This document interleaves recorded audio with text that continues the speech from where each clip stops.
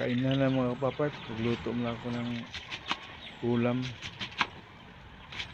Ito, maghiwa ko ng pitsay.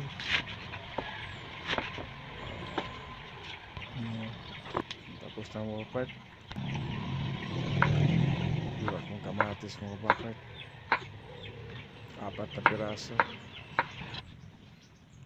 Chinese style yung luto mga kapapart. Tapos hindi ko ng kalan. Salang ko na. Lagyan ko na ng mantika mga kapapart, saka bawang,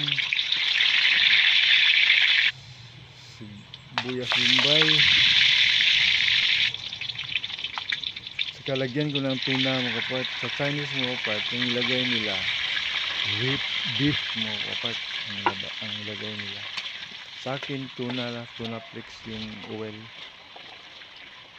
Lagay ko na yung pitsay mga kapapart.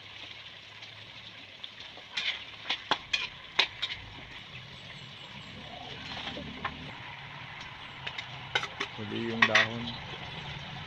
Saka lagyan ko na ng kamatis mga kapapart.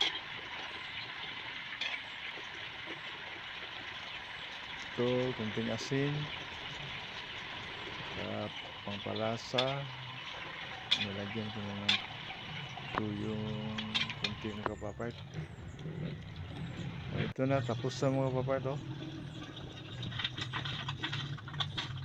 Kain na. Kain muna ako. At saka masarap to mga kapapart kung chopstick ang gamitin mo. Ito. Kasi Chinese style nga luto to mga kapapart. Ito.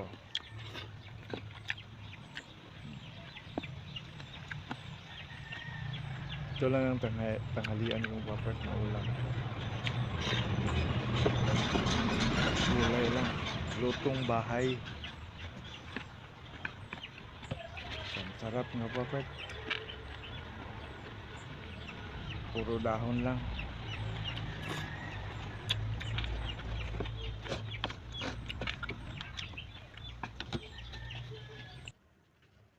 Okay mga kapapart.